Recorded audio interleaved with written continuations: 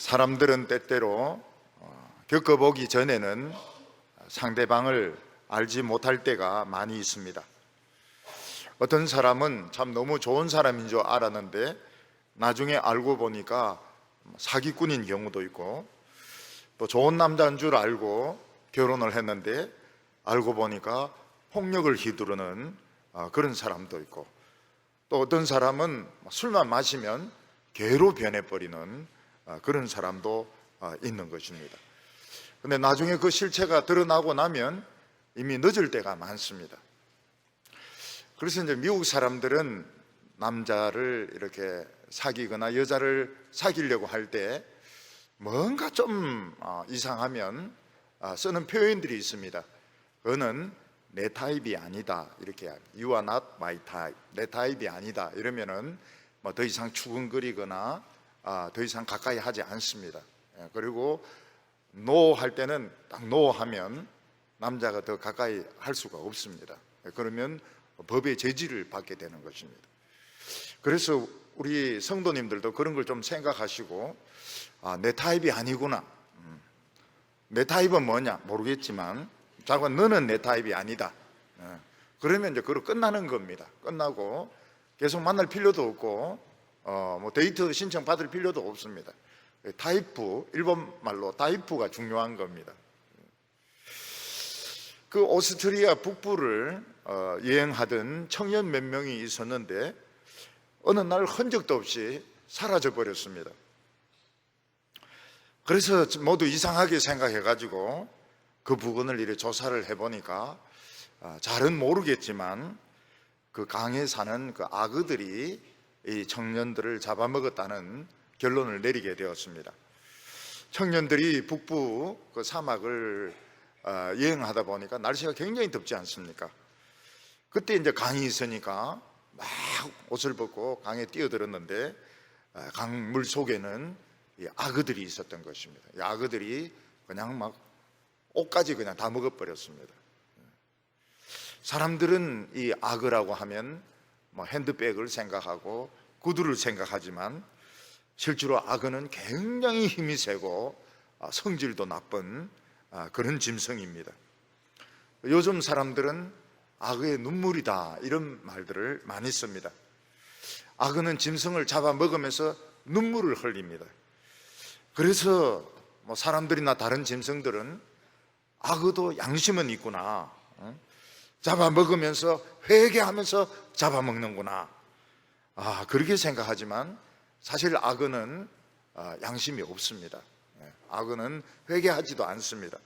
단지 입을 너무 벌려가지고 눈이 눌려지가 샘을 눌려가지고 눈물이 나는 것이지 절대로 회개하지 않습니다. 양심도 없습니다. 마찬가지로 악한 사람이 자기 이야기를 하면서 또 다른 사람이 이야기를 하면서 눈물을 실제로 흘리는 경우가 있습니다. 그래서 사람들은 그 사람 보고 저 사람 실제로는 마음이 여린 사람이야, 아주 좀 악독한 사람인 줄 알았더니 마음이 아주 여린 사람이고 좋은 사람이다 이렇게 생각하기 쉬운데 나중에 보면 그게 다 연기였고 연극이었고 뭐 그냥 그 악의 눈물을 흘렸던 경우가 있습니다. 악어는 실물을 보면 아주 흉측하게 생겼습니다. 악어는 이빨이 아주 촘촘하게 박혀 있고 이 턱 힘이 굉장히 세기 때문에 한번 물면 절대로 놓지를 않습니다. 팔이 잘리든지 다리가 잘려야 되지 절대로 중간에 포기하는 법이 없습니다. 그렇지만 물속에 있을 때나 보통 때 너무 조용하게 있기 때문에 뭐 소리도 지르지 않습니다. 사자같이 뭐 으르렁거리지도 않고 조용하게 있습니다. 그래서 다른 짐승들은 그냥 통나무인 줄 알고 그냥 가만히 있다가 그냥 한번 물리고 나면은 절대 놓지를 않습니다. 사실 우리 사회에는 악어들이 많이 있습니다. 악어들이 많이 있지만은 물리기 전까지는 그 정체를 모르고 사는 것입니다. 같이 직장 생활을 하고 있고 뭐 투표도 하고 있고 정치도 하고 이런데 어느 순간 보니까 악의였던 것입니다. 악의는 창으로 찌를 수도 없고 칼로 찌를 수도 없고 몽둥이도 패도 소용이 없습니다. 근데 오늘 우리가 상대해야 되는 상대는 바로 이 악의를 상대해 가지고 싸워야 되는 것입니다. 오늘 첫 번째로 악의는 낚시로 잡을 수 없다고 말씀하고 있습니다. 하나님께서는 욥에게 하나님에 대해서 많은 말씀을 하시지 않습니다. 단지 하나님이 만드신 그 짐승들 중에서 좀 욥이 관심을 가지지 않았던 것에 대해서 그냥 설명을 하십니다. 사냥은 절벽에서 사는데 절벽을 평지처럼 뜁니다. 타조는 새지만 날지 못합니다. 근데 뛸 때는 보면 말보다 더 빨리 뜁니다. 들나귀는 나귀처럼 생겼지만 절대로 길들지 않습니다. 그런 것에 대해서 한번 생각을 해봤느냐? 너는 모든 것이 길들여야 되고 공부를 잘해야 되고 잘생겨야 되고 말도 잘 들어야 된다고 생각하는데 그렇지 않는 것이 굉장히 많다는 것입니다. 그렇지만 자기 나름대로는 재주가 있습니다. 막 절벽을 뛰고 막 날지는 못하지만 말보다 더 빨리 달리고, 들나귀는 겁이 없습니다. 절대 겁이 없어요. 근데 하나님께서는 마지막으로 두 짐승을 소개합니다. 두 짐승. 부족한 것이 아무것도 없고 아쉬운 것이 아무것도 없는 두 짐승을 소개하는데, 너 그 짐승에 대해서 한번 생각해 본 적이 있느냐? 하나는 하마고 하나는 악어인 것입니다. 하마와 악어는 공통점이 있습니다. 그 공통점은 무엇인가 하면 물에도 살고 육지에도 나갈 수 있습니다. 물에서 살 수도 있고 육지에도 살 수 있기 때문에 잡을 수가 없어요. 부족한 것이 없습니다. 그냥 철밥통을 끼고 있는 것입니다. 그리고 이빨이 굉장히 튼튼하기 때문에 한번 물리면 사자도 죽고 들소도 죽고 다른 짐승들도 이 이빨에 한번 물리면 이길 수가 없습니다. 그래서 이 하마는 자기가 최고라고 생각하고 악어는 자기가 최고라고 생각하는데, 사실 오늘 우리 사회로 비교하면 철밥통을 끼고 있는 사람, 철밥통, 신이 내린 직장, 철밥통을 끼고 있는 사람, 그 건드릴 수가 없어요. 거기다가 막 절대 권력을 가지고 있는 사람은 건드릴 수가 없습니다. 죄를 지어도 고소할 사람이 없어요. 법이라고 하는 것은 진짜 법을 모르는 사람이나 당하는 것이지, 법을 아는 사람은 법 안 지킵니다. 왜냐하면 철밥통을 끼고 있고 권력을 가지고 있기 때문에. 근데 참 이상한 것이 뭔가 하면 괜찮은 사람인데도 정치판에 들어가고 권력을 잡으면 악으로 변하고 하마로 변하는 사람들이 있습니다. 그래서 이 권력을 가진다는 거, 정치를 한다는 거, 부자가 된다는 것을 굉장히 조심해야 됩니다. 사람이었는데, 얼마 전까지 사람이었는데 권력을 잡고 나니까 완전히 딴 사람이 되어버리는 겁니다. 괜찮은 사람으로 생각을 했는데 장관이 되고 나더니, 청와대에 들어가고 나더니, 대통령이 되고 나더니 악어가 되어버리는, 눈물은 흘리죠. 그렇지만 그 눈물은 그 악어의 눈물인 것입니다.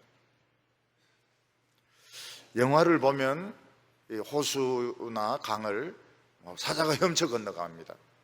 근데 악어가 조용히 따라가서 턱을 물어버립니다. 그러면은 아무리 사자라 하더라도 물속에서는 이 악어를 뗄 수가 없습니다. 그 사자가 물 밖으로 나왔는데 턱이 없어요. 턱이 없는 사자는 죽습니다. 곧 죽습니다. 어떤 들소는 물에 들어갔다가 악어인데 꼬리를 물렸습니다. 꼬리 자르면 될 것 같은데 그 꼬리가 안 잘려요. 올라가려면 꼬리 땡기고 올라가려면 꼬리 땡기고 점점 땡겨지고 물속에 들어가서 뜯어먹혀 죽습니다. 코끼리도요, 그냥 코끼리는 코로 이렇게 물을 빨아가 먹지 않습니까? 이 악어가 그냥 코를 물어버리는 겁니다. 절대 안 떨어져요. 그 코끼리가 악어를 떼긴 뗐는데 코가 없습니다. 코를 잘라 먹어버려가지고. 코가 없는 코끼리는 코끼리일까요? 솔까요? 그게 뭘까요? 그게 코끼리는 코가 있어야지 과자도 받아먹고 물도 빨아먹고 뭐 이렇게 하는데 코가 없어요. 악어가 코를 잘라 먹어버린 겁니다. 코끼리가 그 악어를 떼려고 막 흔들고 발로 밟고 이래도 안 됩니다. 결국은 코 잘라 먹어버려요. 악어는 물고 안 놓는 것만이 아니고 재주를 가지고 있습니다. 그게 뭔가 하면 돌리기입니다. 돌리기. 레슬링에서 돌리기 하듯이 돌립니다. 코끼리 같은 건 못 돌리지만은 사슴이라든지 들소 같으면 돌립니다. 물속에서 돌리면 결국은 이제 물을 먹기 때문에 죽습니다. 짐승이. 그러니까 이 돌리는 재주가 굉장히 뛰어나요. 악어는 물속에 있지만 낚시로 잡을 수가 없습니다. 입이 워낙 크기 때문에 아무리 낚시질을 해도 더 벌리버리니까 낚시질을 할 수가 없습니다. 41장 1절과 2절 보면 내가 낚시로 리워 야단을 끌어낼 수 있느냐, 노끈으로 그 혀를 맬 수 있느냐, 너는 밧줄로 그 코를 꿰 수 있느냐, 갈고리로 그 아가미를 꿰 수 있느냐. 리워 야단이라고 하는 것은 바다에 사는 괴물을 말합니다. 근데 여기서는 리워 야단이 악어입니다. 악어를 낚시바늘로 잡을 수가 있느냐? 낚시바늘로 악어를 잡을 수가 없습니다. 그 혀를 끈으로 묶을 수 있느냐? 묶을 수가 없습니다. 이걸 탁 닫아버리면, 그 이빨로 닫아버리면 손이 잘립니다. 코를 갈고리로 깰 수 있느냐? 갈고리로 깨기 전에 벌써 물어버립니다. 굉장히 빨라요. 물속에 숨어 있기 때문에 어디 있는지도 알 수 없고 다가오고 있지만 통나무 같기 때문에 다른 동물이나 사람들은 눈치도 못 채는 겁니다. 그래서 악어는 잡을 수가 없습니다. 그리고 악어는 사람에게 사정 같은 거 하지 않습니다. 부탁을 어느 누구에게 악어는 부탁하는 법이 없습니다. 3절 그것이 어찌 내게 계속하여 간청하겠느냐, 부드럽게 내게 말하겠느냐. 물고기가 낚시에 걸리면 힘이 보통 힘이 아닙니다. 막 낚시줄 당기면 막 대가 막 휘어지고 힘이 얼마나 드는지 모릅니다. 근데 일단 물 위에 올라오면은 힘을 못 써요. 그리고 통에 넣어 놓으면 살려달라고 입을 쫙쫙 벌립니다. 입을 벌리는 것이 살려달라고 간청하는 것은 아니고 이제 숨을 쉬려고 하는 것인데, 사람 보기에는 살려주세요, 살려주세요 이런 것처럼 이제 보이는 겁니다. 근데 악어는 사정을 하지 않습니다. 왜냐하면 물에서도 있고 육지에도 있을 수 있고 뭐 마음대로 돌아다닐 수 있고, 그러니까 악어는 뭐 물 좀 주세요 뭐 그런 사정을 하지 않습니다. 특히 하나님은 악어에게 이런 양심이라든지 두려움이라든지 이런 감정을 안 주셨기 때문에 악어는 사정을 하지 않습니다. 좀 봐주세요, 물에 좀 넣어주세요. 입을 쫙쫙 벌리면서, 악어가 막 입을 막 벌리면서 봐주세요 봐주세요 그런 거 없습니다. 악어는 지가 물어버리면 되는데요. 하나님은 욥에게 이 악어를 소나 말을 부리듯이 부려먹을 수 있느냐, 애완용으로 키울 수 있느냐 하는 것입니다. 5절에 내가 어찌 그것을 새같이 놀듯 하겠으며 내 여종을 위하여 그것을 메어두겠느냐. 옛날에는 여자애들이 새를 잡으면 노끈으로 묶어서 이렇게 박아놓고 가지고 놀았던 것 같습니다. 악어 다리를 노끈으로 묶어놓고 말뚝에 매놓고 애완용처럼 키울 수 있느냐? 못 키웁니다. 악어는 애완용이 아닙니다. 악어의 본성 속에는 애완이란 말이 없어요. 악어는 그냥 아이들을 물어서 죽여버립니다. 상인들은 소나 양을 팔 때 옆에 소나 양을 두고 팝니다. 흥정을 합니다. 악어를 옆에 두고 흥정할 수 있느냐? 상인부터 먼저 잡아먹어버립니다. 7절부터 보면 내가 많은 창으로 그 가죽을 찌르거나 작사를 그 머리에 꽂을 수 있겠느냐? 내 손을 그것에 얹어 보아라. 다시는 싸울 생각을 하지 못하리라. 참으로 잡으려는 그의 희망은 헛것이니라. 그것의 모습만 보기만 해도 그는 기가 꺾이니라. 창이 있고 작살이 있다고 해서 악어를 찌를 수 있느냐? 들어가지도 않습니다. 작살로 머리를 꽂으면 꼽히느냐? 꼽히지도 않습니다. 머리가 워낙 단단하기 때문에 튕겨져 나가고 미끄러져 나가버립니다. 어떤 사람은 손으로 악어를 잡으려고 머리를 쓰다듬으면 어떻게 됩니까? 후회를 하게 됩니다. 왜냐하면 손목이 없어지기 때문에 금방 고개를 틀어가지고 손목을 잘라 먹어버리기 때문에 다시는 악어를 만나려고 안 하게 된다는 것입니다. 누가 감히 악어를 잡을 수 있느냐? 누가 감히 악어를 잡을 수 있느냐? 하나님께서 욥에게 말씀해, 내가 만든 그 많은 피조물 중에 딱 하나인 악어만 생각해봐라. 네가 악어를 잡을 수 있고 악어를 이길 수 있느냐? 근데 어떻게 하나님하고 싸워서 이기려고 생각을 하느냐? 이렇게 말씀을 하고 있습니다. 10절에 보면 아무도 그것을 격동시킬 만큼 담대하지 못하거든 누가 감히 내게 대항할 수 있느냐? 어떻게 악어 한 마리도 잡지 못하면서 그 악어를 만드신 하나님과 싸우려고 하느냐? 이렇게 말씀하고 있습니다.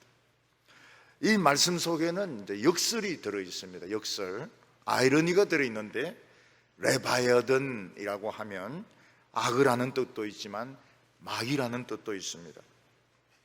인간들은 마귀의 실체를 너무 모르는 것입니다. 너무 몰라요. 천주교에서 나온 만화를 보면 마귀를 너무 귀엽게 그리고 있습니다. 너무 귀여워요. 참 귀여운데 그냥 꼬리에 뾰족하고 창 하나 들고 있는 이런 마귀로 그리고 있는데, 사람들은 마귀를 너무 쉽게 생각하고 있다는 것입니다.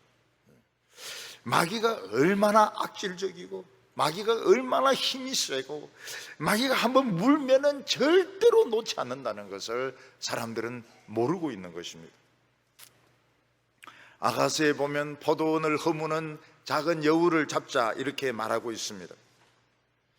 작은 여우는 잡을 수가 있습니다. 근데 우리 사회는 어느 순간 악어들이 굉장히 많아지게 되었습니다.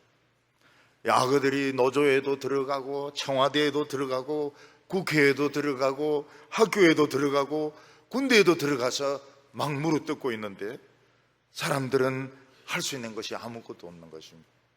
어떤 사람은 그냥 평범한 사람인데 악으로 변해가지고 뭐 강사료를 엄청 뜯어먹는 사람이 있습니다. 강사료를. 강사료를 뭐 1시간 반 하고 막 1,500만 원씩 뜯어먹고, 그게 악어죠. 그때 우리가 하는 말이 실컷 뜯어먹으라. 대한민국 살 많이 쪘으니까 실컷 뜯어먹으라. 그런 악어가 한 마리가 아닙니다. 수없이 많아요. 실컷 뜯어먹으라. 실컷 뜯어먹습니다. 근데 하나님은 지혜가 있다고 말씀하고 있습니다. 11절에 누가 먼저 내게 주고 나로 하여금 갚게 하겠느냐?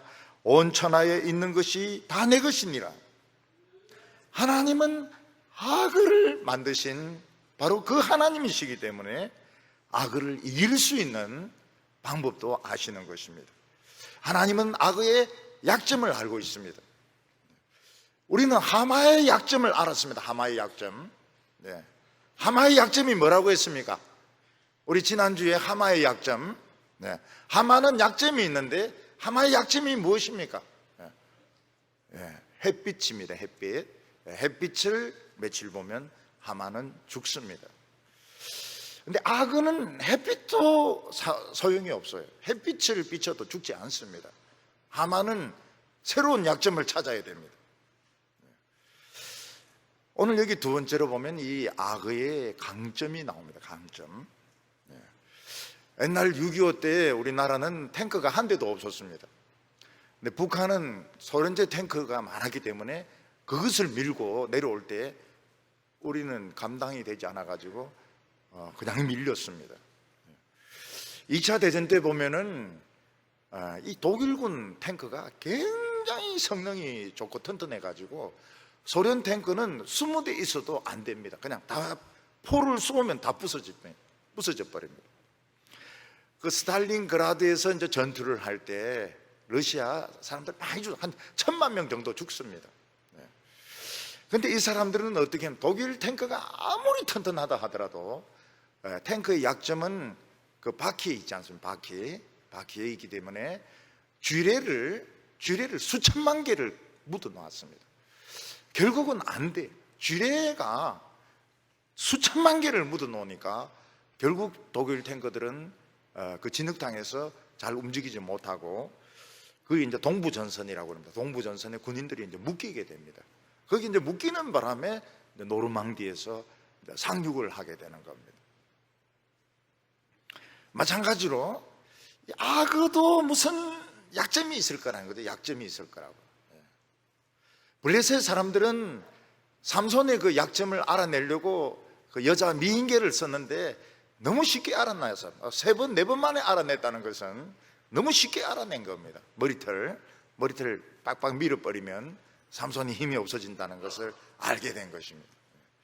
그래서 우리 성도님들은 자신의 그 약점을 절대로 말하지 마시기 바랍니다. 절대로. 애들인데도 말하지 마세요. 왜냐하면 애들이 친구인데 말하고 친구가 또 애인인데 말하고 이래가고 밤에 와서 머리 힐떡 밀어버릴지 모르니까 자신의 그 약점 절대로 이야기하지 마세요.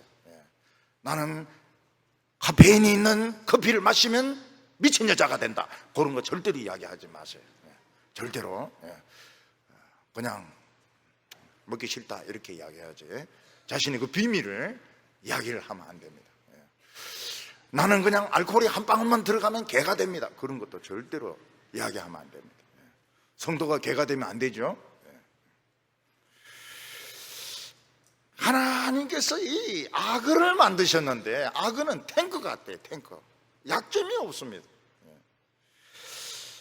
12절에 내가 그것의 지혜와 그것의 큰 용맹과 넘넘한 체구에 대하여 잠잠하지 아니하리라.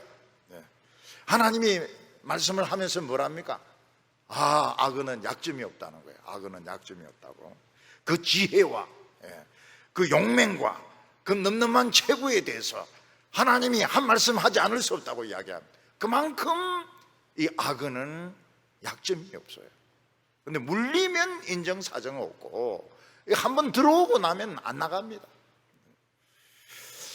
13절과 14절 누가 그것의 겉가죽을 벗기겠으며 그것에게 겹재갈을 물릴 수 있으랴. 누가 그것의 턱을 벌릴 수 있겠느냐. 그의 둥근 이틀은 심히 두렵구나. 이 악은 재갈을 물릴 수가 없습니다. 턱을 벌리게 할 수가 없어요. 이 턱이 이게 몇 톤의 힘을 가지고 있기 때문에 턱을 벌릴 수가 없습니다. 그리고 그 입을 보면은 겁난다는 겁니다. 하나님도 겁난다. 내가 만들었지만은 악어 이빨 보면 겁난다고 아이러니를 쓰시는 것이 그만큼 이 악어는 사납고 무섭다는 것입니다.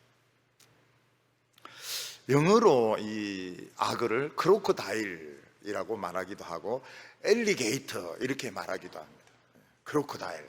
그래서 옷 중에 보면 크로코다일 티셔츠 입고 다니는 분이 계세요.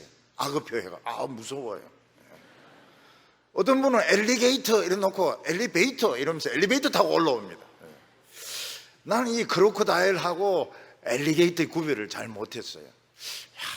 이 미국 사람들이 악어를 크로코다일이라고 말하기도 하고 엘리게이터라고도 말하기로 하는데 이게 뭐가 다를까 보니까 주둥이가 이렇게 좀 긴 게 엘리게이터입니다. 엘리게이터. 크로코다일은 좀 짧고 둥글고 큰 놈이 크로코다일이고 좀 길쭉하게 생긴 것이 엘리게이터인데 크로코다일이 훨씬 사납습니다. 힘도 세고요.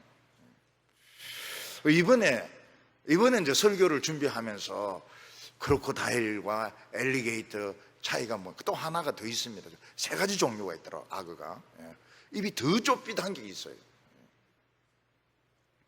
악어는 약점이 없습니다. 우선 비늘이 촘촘하게 있어서 칼이 들어가지 않고 창이 들어가지 않습니다. 15절에 그의 절비한 비늘은 그의 자랑이로다. 튼튼하게 봉인하듯 닫혀 있구나. 그것이 서로 달라붙어 있어 바람이 그 사이로 지나가지 못하는구나. 서로 이어져 붙어 있으니 능히 나눌 수 없구나. 악어는 비늘이 촘촘하게 붙어 있기 때문에 바람이 통하지가 않습니다.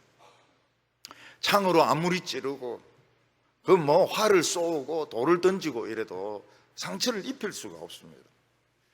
악어는 등만 단단한 것이 아니고 배도 단단하고 가슴도 단단하기 때문에 몽둥이로 때리고 창으로 찔러도 소용이 없습니다. 22절에 그것의 힘은 그의 목덜미에 있으니 그 앞에는 절망만 감돈뿐이라. 그것의 껍질은 서로 밀착되어 탄탄하며 움직이지 않는구나. 그것의 가슴은 돌처럼 튼튼하며 맷돌 아래짝같이 튼튼하구나. 25절에 그것이 일어나면 용사로도 두려워하며 달아나며 칼이 그에게 꽂혀도 소용이 없고 창이나 투창이나 화살촉도 꽂히지 못하는구나. 그것이 쇠를 지푸라기 같이 노슬 썩은 나무같이 여기니 화살이라도 그것을 물리치지 못하겠고 물맷돌도 그것에게는 겨같이 되는구나. 그것은 몽둥이도 지푸라기 같이 여기고 창이 날아오는 소리를 우습게 여기며. 악어는 얼마나 튼튼한지, 얼마나 그 껍질이 두꺼운지 창이나 칼이나 투창으로 찔러도 소용이 없고 아주 막 그냥 밑바닥은 배는 맷돌 밑에 짝같이 그렇게 튼튼하다는 것입니다.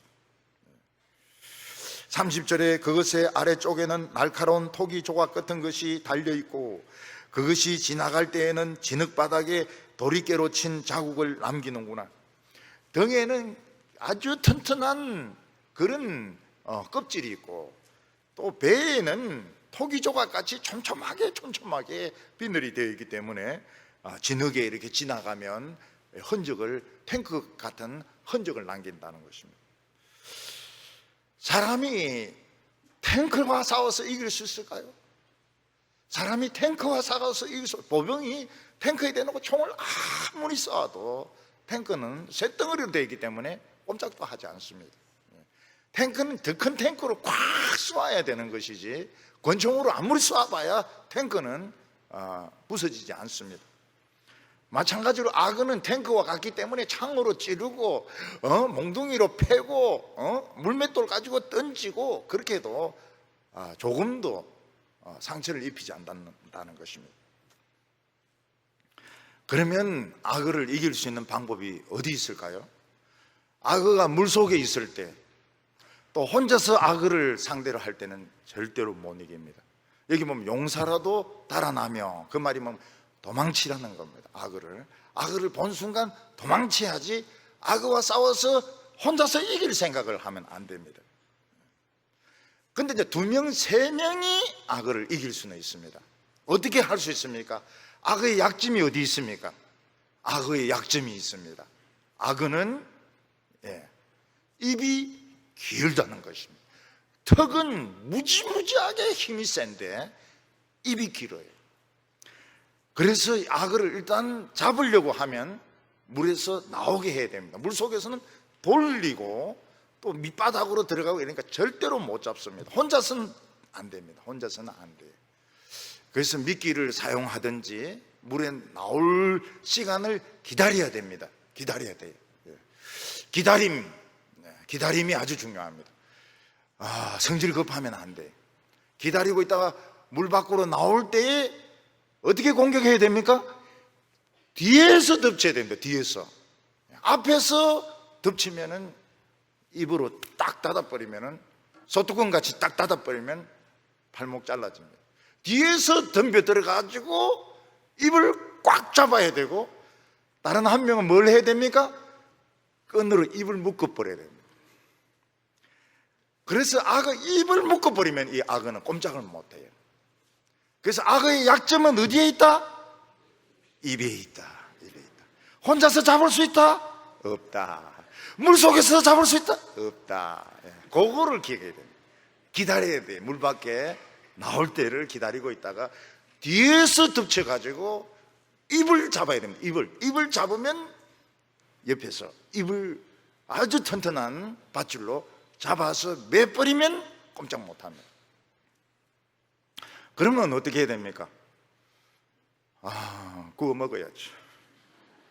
태평양 원주민들 중에서 보면 이 악어를 구워 먹습니다. 악어를 구워가지고 먹습니다. 근데 매일 사냥을 안 합니다. 그러면 악어가 멸종하기 때문에 한 달에 한 번만 딱 사냥해가 온 이웃들 다 모여가지고 악어를 먹는데 굉장히 맛있다 그래요. 악어가. 우리는 악어 못 먹습니다. 이제 이 악어가 뭔가 하면 결국은 이 여성이 혼자서 술 취한 사람이나 폭력을 휘두른 사람 상대하면 안 돼. 혼자서는 안 돼. 그럼 뭐 남편이 부인을 때렸다든지 이렇게 하면 아버지가 뭐 합니까? 아버지가 뭐 하는 게 아버지입니까? 빨리 딸 데리고 가버려야 되는 겁니다. 딸 데리고 가야 돼요. 그 딸 찾으러 집으로 오면 입을 딱 묶어버려야 됩니다. 너무 새끼고 그래. 어디 우리 딸을 막 패냐? 입을 그냥 꽁꽁 묶어버려가지고 이혼시켜버려야 됩니다. 목사님이 이혼시켜버렸는데 처음 듣죠? 이혼시켜버려야 돼요. 재산 몰수해버려야 돼요. 어디 성경에는 보면 뭐 이혼 사유에 대해서 폭행이 들어가요. 폭행. 목사님이 성경을 새로 쓰시네요. 세월 지나면은 폭행도 똑같습니다. 폭행하면 같이 살면 안 돼. 굉장히 이 여성들이 상처를 많이 받습니다. 우리가 사탄을 잡을 때 물 밖으로 나오게 해야 됩니다. 그리고 정체를 드러내야 돼요. 요즘 보면 신문은 한 10% 정도만 진실을 이야기합니다. 전부 민노총에서 다 하기 때문에 거의 읽을 게 없습니다. 그래도 이제 조금씩 이야기들이 나와요. 한 10% 정도는 진실을 이야기해요. 세상에 어떻게 그렇게 신문이 휘딱 넘어갔는지 모르겠어요. 여러분, 악한 자가 막 매력적이고 말 잘하고 마이크 잡고 떠들고 이렇게 할 때는 못 이깁니다. 한마디 했다가는 그냥 다 뒤집었습니다. 좀 기다려야 돼. 기다리면 반드시 실수를 합니다. 반드시 법을 어깁니다. 법을 어기게 돼 있어요. 그때 어디를 잡아맨다? 입을 잡아매야 됩니다. 입을 잡아매야 돼. 입을 잡아매면은 꼼짝 못 합니다. 오늘 세 번째는 악어보다 더 무서운 원수가 있다고 말씀하고 있습니다. 18절에 보면 그것이 재채기를 한즉 빛을 발하고 그것의 눈은 새벽에 눈꺼풀 같으며, 이 악어가 이제 재채기를 한다고 하는 건 잠에서 깨는 것을 말합니다. 악어는 코와 귀에 이 막이 있어가지고 물속에 들어가도 물이 들어가지가 않습니다. 근데 잠에서 깨면서 재채기를 하는 것 같아요. 저는 악어 재채기 하는 거 한 번도 본 적이 없습니다. 근데 하나님은 워낙 관찰력이 뛰어나시니까요, 악어가 자다가 이제 깰 때 아치 이렇게 한번 하면 이놈은 악어, 이놈은 깬 거라. 사람도 마찬가지입니다. 조용하게 있으면 자는지 안 자는지 알 수가 없어요. 근데 아치 하면 이건 깬 겁니다. 근데 도둑질 못해요. 저는 우리 아버지가 이제 주무시는가 안 주무시는가 이거 볼 때 보면은 이제 코 고는 거 가지고 그 판단을 합니다. 드르릉 이러면서 문지방이 덜덜덜 떨릴 때는 이거는 얕은 잠이기 때문에 함부로 움직였다가는 이거는 이제 금방 깨시는 겁니다. 깨시는 거예요. 아버지가 이제 그 깊이 주무실 때는 진도 한 4 정도의 지진이 일어납니다. 근데 그때 이제 우리가 뭐 캐비넷을 열든지 뭐 교회를 가든지 그렇게 해야지. 문지방이 덜덜덜 이럴 때 움직였다가는 이거는 금방 눈 뜨십니다. 굉장히 이거 예민하세요. 금방 눈 뜨면서 많아 이렇게 하면 다 체포되기 때문에 그 4 정도의 지진이 일어날 때까지 기다려야 됩니다. 그러다가 이제 막 드릉 이렇게 할 때 이제 그때 이제 우리가 도망갈 찬스를 얻는 것입니다. 마찬가지로 악어가 재채기를 하면 이거는 악어는 깽이 있는 겁니다. 눈 감고 있어도 깬 겁니다. 그래서 악어가 자지 않는다는 걸 알아야 됩니다. 악어가 눈을 딱 떴습니다. 무슨 색입니까? 눈이 빨간색입니다. 빨간색. 굉장히 무서워요, 악어가. 그래서 여기 악어 눈을 뜨면은 새벽에 이 눈꺼풀, 새벽이 눈꺼풀을 뜨는 것 같다. 새벽이 그냥 밝아오는 것처럼 눈이 빨갛습니다. 얼마나 이게 이 눈이 못 뜨는지 몰라요. 그러면서 이제 악어가 더 발전을 합니다. 악어가 그냥 보통 악어가 아니고 여기서 하나님이 악어라고 하면서도 좀 이걸 발전을 시키십니다.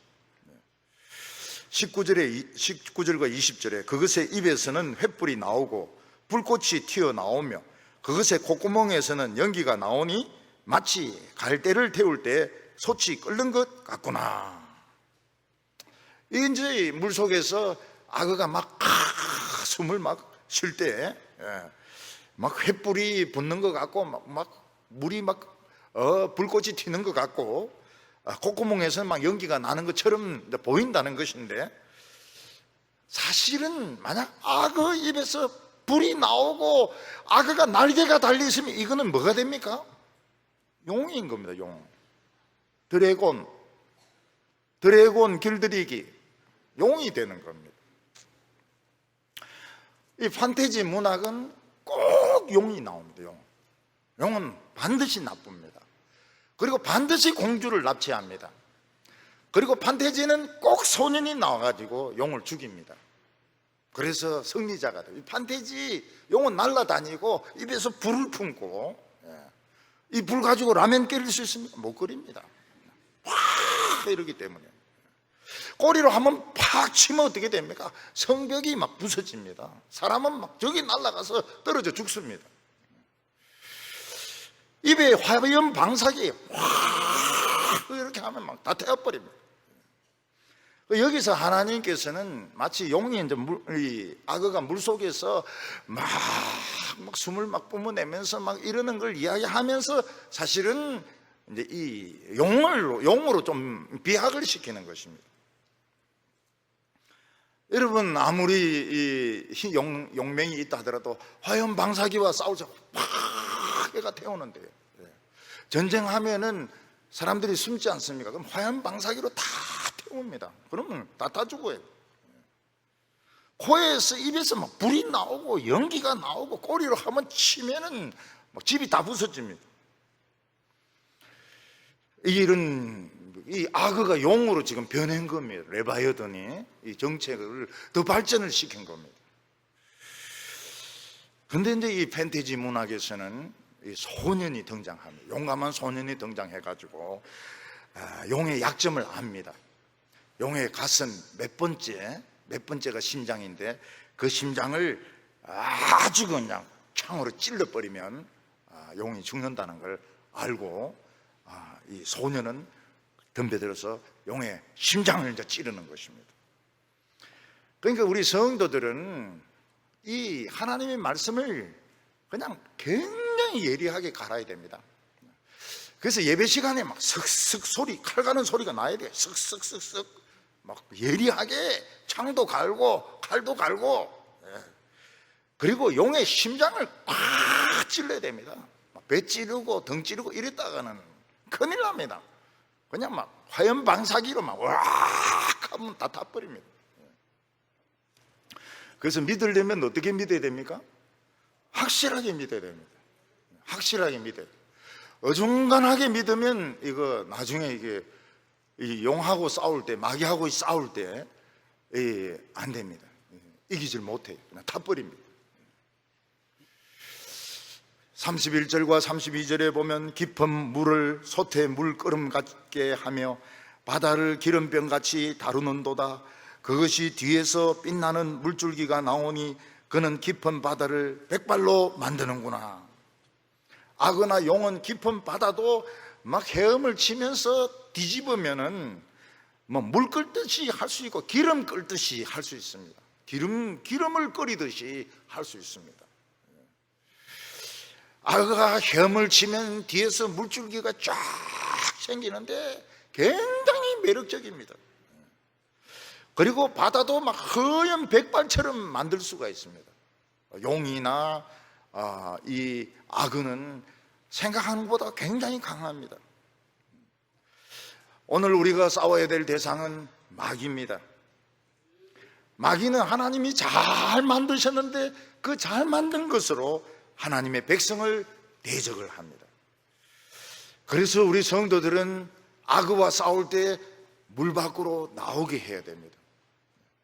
그 에서드가 하만하고 싸울 때 참 잘한 것이 무엇입니까? 자꾸 자기 후궁집으로 초대하는 것입니다.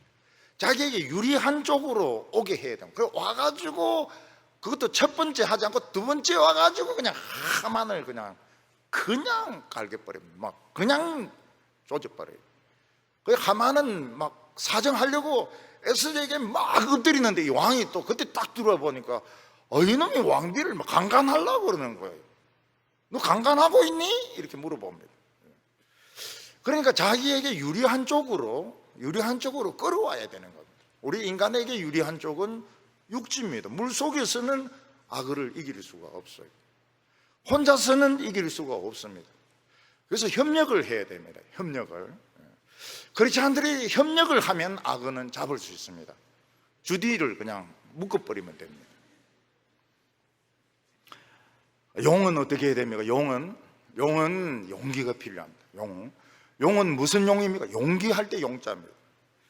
우리는 이 악어보다 훨씬 강한 불을 뿜는 날아다니고 꼬리 힘이 막 엄청난 이 용과 싸워야 되는데 그때는 그 심장이 있는 위치를 알아놔야 됩니다. 그리고 예리한 창을 가지고 칼을 가지고 그 심장을 그냥 찔러버려야 됩니다. 그러면 용이 죽습니다.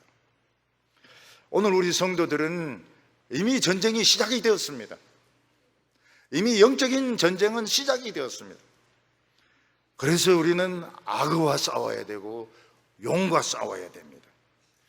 악어는 어디서 덤벼들어야 됩니까? 뒤에서 덤벼들어야 됩니다. 그리고 반드시 2명 이상 3명이 협력을 해야 됩니다. 우리는 그동안 악어에게 쏘아왔습니다. 악어의 눈물을 믿었습니다. 근데 이제는 우리가 지금 악어에게 복수를 해야 될 때가 왔습니다. 우리 성도님들이 하나님의 지혜를 가지고 악어를 이기고 용을 이겨가지고 우리나라를 다시 안전한 축복의 나라로 만드는 우리 성도들 다 되시기를 바랍니다. 거룩하신 하나님 아버지, 우리의 싸움은 끝나지 않았고 지금 우리는 계속적으로 눈에 보이지 않는 사탄의 세력과 싸우고 있습니다. 악어와 싸우고 있고 용과 싸우고 있습니다. 하나님 아버지, 우리에게 지혜를 허락하여 주시기를 원합니다. 기도로 북한의 핵무기가 없어지게 하여 주시고 시진핑과 김정은이 항복하게 하여 주시고 우리 안에 있는 모든 이런 자경 세력들, 책만 읽고 실제로 공산주의를 경험해보지 않은 사람들 다 자기들의 사상을 버리게 하여 주시고 악어처럼 이 나라 뜯어먹지 못하도록 하나님께서 막아주시기를 원합니다. 암으로 고통받는 성도들 하나님께서 치료하여 주시고 디모데 수련회, 작년 사부 수련회 축복하여 주시옵소서. 오늘 아가페 찬양대에 하나님께서 큰 은혜를 주셔서 하나님 아버지, 우리가 그 감사하는 마음으로 찬양을 동참하게 하여 주시옵소서. 예수님의 이름으로 기도하옵나이다.